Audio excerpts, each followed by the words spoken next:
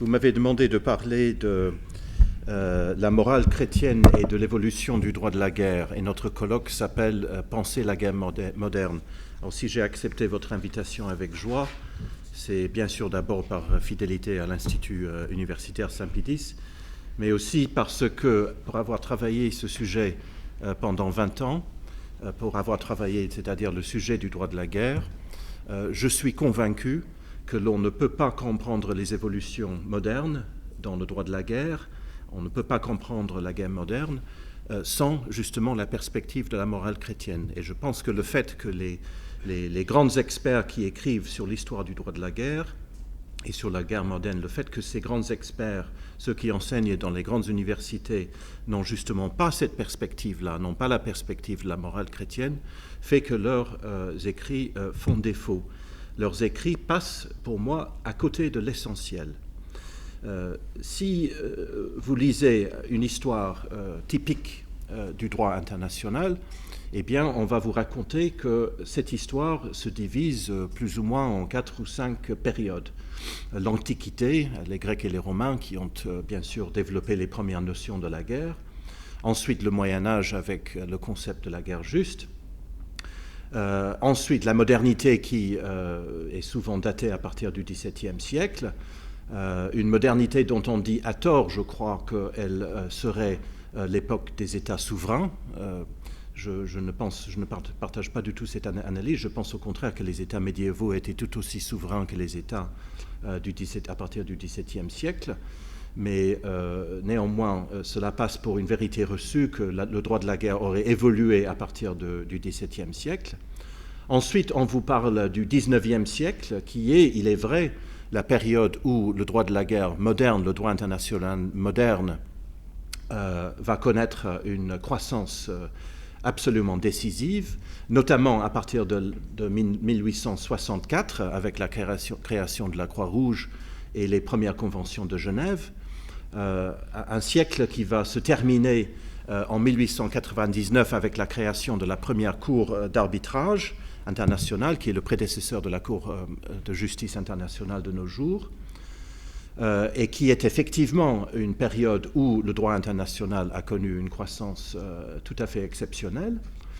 Et puis, dernière période dont on vous parle habituellement, c'est eh bien, l'époque d'aujourd'hui, l'époque contemporaine, que l'on date avec raison, à juste titre, à partir de 1945, avec la création des Nations Unies et la fin de la Seconde Guerre mondiale. Création de la Nations Unies qui implique, comme vous le savez, la criminalisation de la guerre d'agression, criminalisation qui est actée bien sûr à Nuremberg et Tokyo avec les exécutions des dirigeants allemands et japonais entre 1945 et 1948.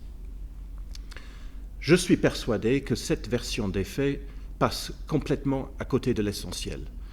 Nous savons tous, nous qui sommes historiens, que découper l'histoire en morceaux, c'est toujours une entreprise hasardeuse, puisque bien sûr l'histoire humaine ne se fait pas comme ça. Mais il me semble que le défaut de cette analyse-là, dont vous avez sûrement déjà remarqué le parfum darwinien, n'est-ce pas? Je crois que cette historiographie est elle-même une idéologie. C'est-à-dire qu'elle présuppose l'idée qu'à partir de rien ou très peu, eh bien, l'homme primitif du Moyen-Âge ou de l'Antiquité aurait évolué, aurait progressé vers cet édifice du droit international qui est celui sous lequel nous vivons aujourd'hui. Je pense que cette version des faits passe à côté de l'essentiel, justement, vous l'avez compris, parce que elle fait abstraction de la morale chrétienne et de la théologie chrétienne. Si je prends comme point de départ pour illustrer mes propos le Moyen-Âge, je pense que beaucoup d'entre vous connaissent la théorie de la guerre au Moyen-Âge. Tout le monde a entendu parler de la guerre juste. Tout le monde connaît, j'espère en tout cas, que vous connaissez les écrits de saint Augustin, de saint Thomas sur la guerre juste. Saint Thomas, vous le savez, énumère 3 conditions pour la guerre juste.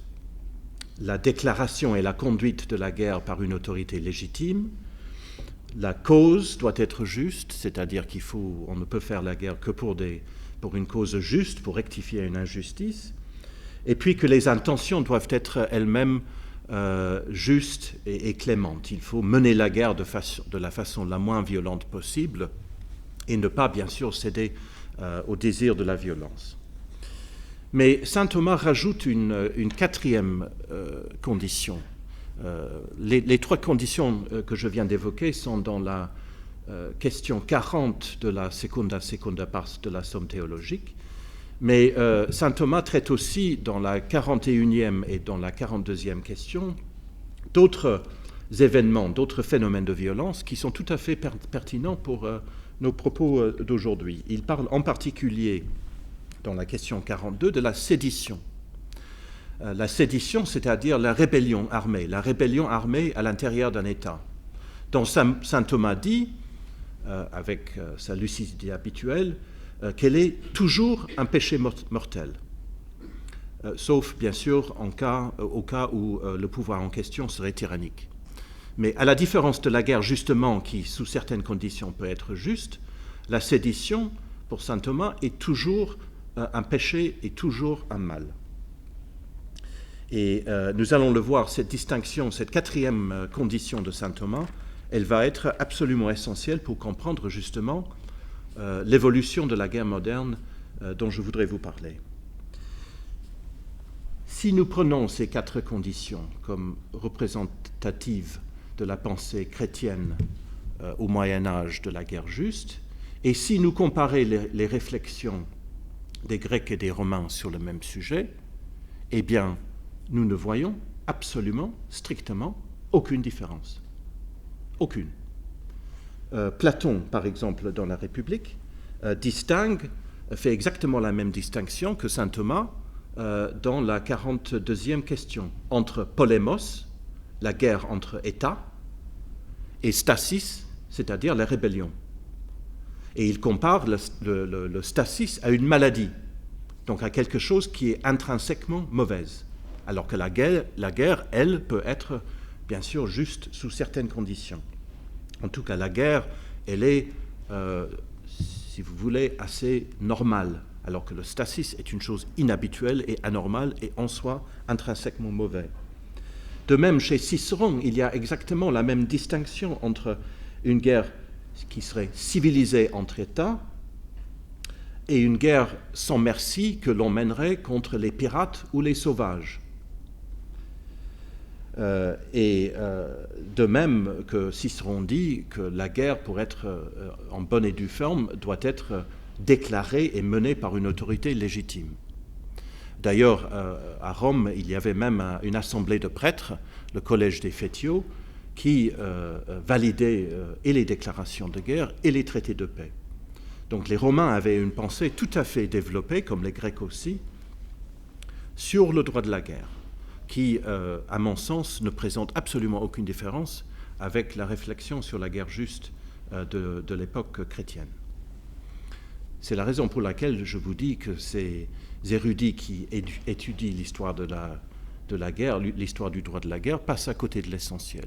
Parce que justement, ce n'est pas là que se trouve la différence entre l'Antiquité et l'ère chrétienne. Elle ne se trouve pas dans le droit de la guerre ou dans les réflexions sur la guerre. Elle se trouve, bien au contraire, dans la réflexion et dans la pratique de la paix. La paix qui est l'élément central, je dirais presque, de la foi catholique. La paix qui est la référence suprême, peut-être pas suprême, mais une des références centrales de la liturgie de la messe. La paix qui, comme tout le monde sait, est d'origine divine, mais qui peut être exercée aussi entre les hommes. C'est dans l'exercice de la paix, c'est dans la pratique de la paix et c'est dans la théorie, y compris juridique de la paix, que l'époque chrétienne se différencie de l'époque antique. Quand je dis juridique, je dis bien juridique, parce que la différence, me semble-t-il, essentielle et entre l'Antiquité et entre l'époque moderne, c'est que dans tous les traités de paix, et il ne faut jamais dire tout en histoire puisqu'il y a toujours des exceptions, mais je vous renvoie pour preuve au très beau livre de Nicolas Offenstadt, Faire la paix au Moyen-Âge, mais pas seulement à lui, puisque de toute façon, cette pratique de la paix, elle va continuer, et je vais vous le démontrer, jusqu'au XXe siècle. Cette pratique de la paix, elle comporte un élément juridique absolument essentiel, dont vous allez tout de suite comprendre qu'elle est très particulièrement chrétien. L'élément juridique dont je vous parle, c'est que dans tous les traités de paix, pendant tout le Moyen-Âge, pendant toute la modernité et jusqu'au XXe siècle, tous les traités de paix contenaient systématiquement des clauses d'amnistie. Des clauses d'amnistie. C'est-à-dire que quand on concluait une paix, un traité de paix avec un ennemi, eh bien, on tirait un trait en dessous de tout ce qui s'était passé pendant la guerre et on actait un oubli juridique de ces actes. Alors, cette amnistie est un acte juridique, mais il est bien évident que cela vient de la vertu suprême des chrétiens, qui est le pardon qui, lui, est l'expression ultime de la charité. L'amnistie est le pendant juridique du pardon. Et je vais vous citer quelques exemples, mais je pourrais en citer des centaines, parce que, je répète, cette tradition qui a commencé au Moyen-Âge avec l'ère chrétienne et qui va continuer jusqu'au XXe siècle, eh bien, elle est vraiment millénaire. Si je prends quelques exemples, le traité de Bretigny de 1360, conclu entre le roi de France et le roi d'Angleterre, dit ceci: « Dès maintenant, quittons, remettons et pardonnons à toujours de grâce spéciale et de certaines sciences et d'autorité royale, à tous ceux de notre royaume et de nos sujets, toute peine, offense ou amende criminelle ou civile qu'ils pourront avoir encouru envers nous pour avoir été de la partie de notre dit frère. » Ou alors, après la praguerie de 1440, Charles VII pardonne les rebelles. Le traité d'Auxerre de 1412, dans le traité d'Auxerre de 1412, les Armagnacs et les Bourguignons promettent, je cite, que dorénavant ils seront bons amis ensemble, et aussi tous leurs parents et serviteurs, et que jamais ils ne demanderont aucune chose l'un à l'autre, et que jamais n'auront dissension, débat ou division l'un envers l'autre. Remettons et ôtons de nos cœurs toute haine, rancune et malveillance que nous avions contre les vassaux, sujets, familiers et serviteurs l'un de l'autre. Et cette tradition de tirer un trait en dessous de tout ce qui s'était passé va continuer, je l'ai dit, pendant toute l'époque chrétienne. Si nous prenons les traités de Westphalie que vous avez cités, monsieur le recteur, eh bien l'article 2 stipule qu'il y ait une paix chrétienne, universelle et perpétuelle, et une amitié vraie et sincère entre les anciens ennemis. L'article 2 dit qu'il y ait de part et d'autre un oubli et une amnistie perpétuelle de tout ce qui a été fait depuis le commencement de ces troubles. Alors, la citation est très longue, mais elle continue dans le même sens. Et cette tradition d'amnistie, elle va marquer toute l'histoire européenne jusqu'au XXe siècle. Pour ne citer que quelques exemples du XIXe siècle, le traité de Paris de 1814, qui met fin aux guerres napoléoniennes, stipule que les hautes parties veulent mettre et faire mettre dans un entier oubli les divisions qui ont agité l'Europe. Pareil pour le traité de 1856 qui met fin à la guerre de Crimée, et ainsi de suite.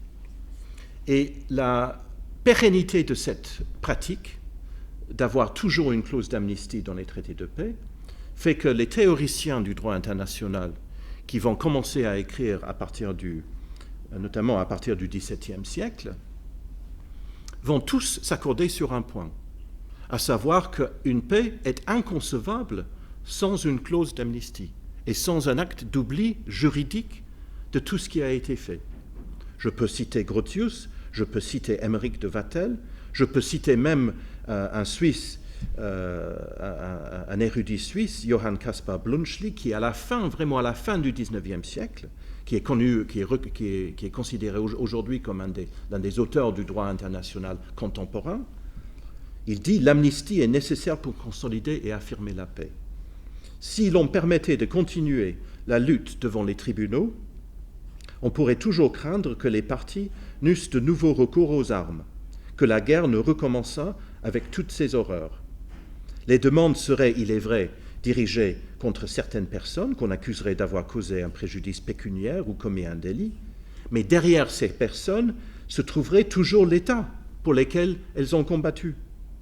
L'amnistie jette le manteau de l'oubli sur ces luttes et sur ces plaintes. » Et en réalité, cette tradition de l'amnistie va continuer jusqu'à l'aube de la Première Guerre mondiale, parce que le traité de Bucarest, signé entre la Roumanie et l'Empire allemand en mai 1918,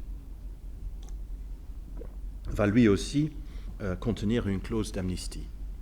Alors je pense que vous avez deviné où je veux en venir. Cette tradition multiséculaire, qui marque la totalité de l'ère chrétienne,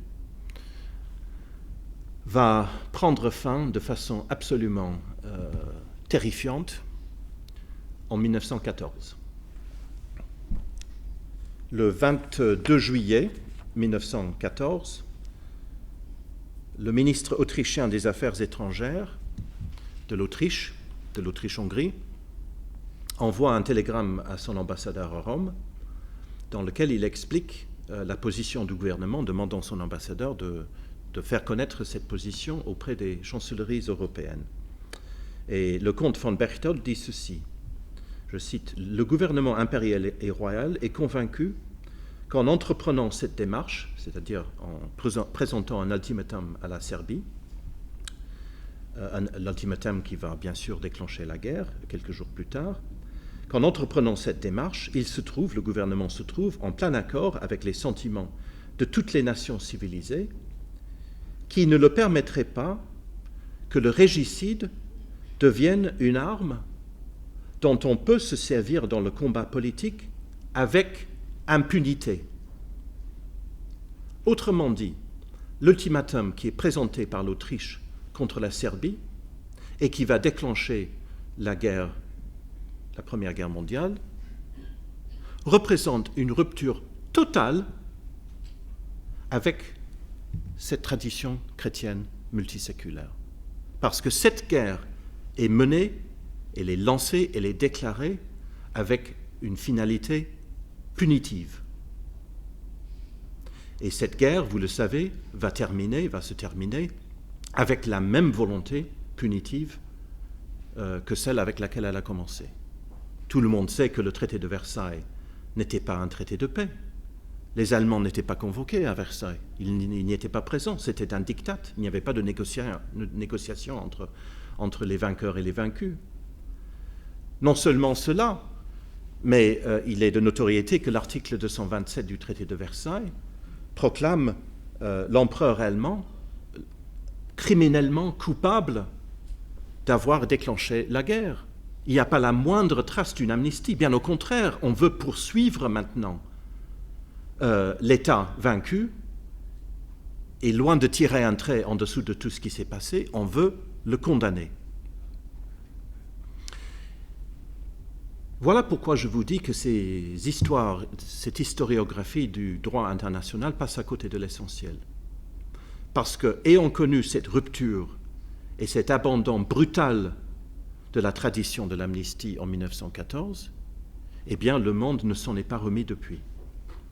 Nous sommes toujours dans la même logique de guerre punitive. C'est-à-dire que pour nous, enfin pour le monde, la guerre est devenue non plus, comme cela était le cas pendant des siècles, un conflit armé entre États qui étaient sur un pied d'égalité du point de vue de la légitimité, mais bien au contraire, elle est comparée dans l'esprit de nos dirigeants d'aujourd'hui à la répression d'un acte de rébellion.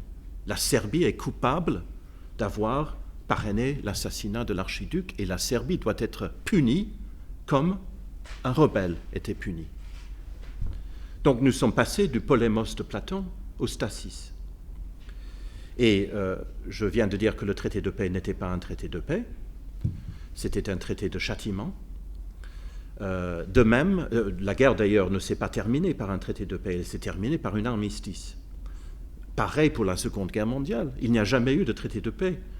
Ou plutôt, le traité de paix, l'acte juridique qui a formellement mis fin à la Seconde Guerre mondiale, a été signé en 1990, c'est-à-dire 45 ans après la fin de la guerre. Mais il n'y a pas eu de traité de paix en 1945. Il y a eu, au contraire, la condamnation, je viens de le dire, des dirigeants allemands et japonais dans un procès criminel, condamnation qui a abouti à l'exécution, à la pendaison de la plupart des accusés. Et puis, depuis la fin de la guerre froide, ce que j'appelle cette éthique de châtiment s'est beaucoup développée, avec notamment la création de tribunaux internationaux qui vont juger les Yougoslaves, les Rwandais, les habitants de Sierra Leone, le Cambodge et beaucoup d'autres pays en Afrique, avec la création de la Cour pénale internationale en 2002. Autrement dit, la logique qui est née, qui a vu le jour en 1914, eh bien, elle s'est développée depuis. Et aujourd'hui, la guerre n'est plus regardée comme un événement regrettable mais inévitable entre égaux, mais plutôt comme une opération de police destinée à réprimer le mal. Alors cette nouvelle mentalité, d'où vient-elle ? Comment se fait-il que subitement, en 1914, eh bien, une tradition multiséculaire chrétienne se soit effondrée ? Je pense que pour répondre à cette question, eh bien, il suffit de lire les textes. L'empereur allemand, selon le traité de Versailles, l'article 227, il est condamné pour l'offense suprême contre la morale internationale et contre l'autorité sacrée des traités.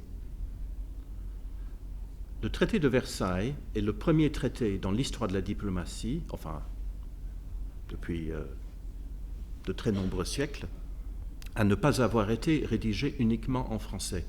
Les versions anglaises et françaises font autorité toutes les deux. La version anglaise de cette phrase est plus forte encore que la version française. La version anglaise, c'est « the sanctity of treaties ». Ce n'est pas l'autorité sacrée des traités, c'est le caractère sacré des traités. Autrement dit, dans le texte du traité de Versailles, pour faire court, on a mis le droit international à la place de Dieu. Et désormais, ce sont les traités internationaux qui auraient un caractère sacré. Et cette sacralisation du droit international, nous la voyons aussi dans les déclarations de nombreux dirigeants. Quand le président Wilson voulait faire ratifier le traité de Versailles par le Sénat américain, il n'y est pas parvenu, comme vous le savez, il a déclaré, dans le dernier discours qu'il a prononcé de son vivant, puisqu'il est mort d'un AVC tout de suite après, il a dit, je cite, à Pueblo, à Colorado, il a dit le 27 septembre 1919, il a dit « De cette décision de ratifier le traité de Versailles dépend rien de moins que la libération et le salut du monde. » Donc il mettait la ratification d'un traité sur le plan eschatologique. C'est littéralement une pensée messianique. Ou de même, je pourrais citer un autre Américain qui, lui, parlait en 1990, pendant la guerre dite du Kosovo, pendant que l'OTAN larguait des bombes sur la Yougoslavie. Le général Wesley Clark, Wesley, le prénom dit tout, puisque Wesley, c'est évidemment le fondateur du méthodisme, il dit que Slobodan Milosevic, le président yougoslave, devait avoir le sentiment de combattre Dieu, tellement les bombes lui pleuvaient dessus. Et pour faire court, nous constatons en regardant les évolutions intellectuelles et la création du droit international moderne qui, justement, je l'ai dit, commence dans les années 60 du 19e siècle, avec les premières conventions de Genève, nous constatons eh bien, non seulement un messianisme très prononcé en politique, mais aussi un changement de perspective absolument radical. Un changement de perspective, d'abord parce que le droit international va se substituer au droit divin, va prendre littéralement la place du droit divin, dans une logique d'ailleurs parfaitement messianique, où le salut du monde se joue ici-bas sur Terre, et non pas dans l'au-delà. Mais nous observons également un changement de perspective qui est justement celui de la création du droit international. Les juristes qui, à partir des années 60 et 70 du 19e siècle, vont élaborer le nouveau droit international, vont le faire en fait, non pas parce que ce sont des juristes, non pas pour des raisons juridiques, non pas parce qu'ils voulaient élaborer un droit, mais surtout parce qu'ils avaient un programme politique. Et leur programme politique, il était explicité dans les premiers documents de la Revue de droit international, qui est la première revue de droit international de toute l'histoire, où ils décrivent, ces juristes décrivent leur action dans les termes suivants. Ils disent qu'ils veulent, avec la création du droit international moderne, ils veulent faire comprendre aux États qu'il y a, je cite, une unité supérieure de la grande société humaine. Autrement dit, le changement de perspective qui est effectué par la création du droit international moderne, c'est précisément la perspective de l'unité de l'humanité, ici sur Terre.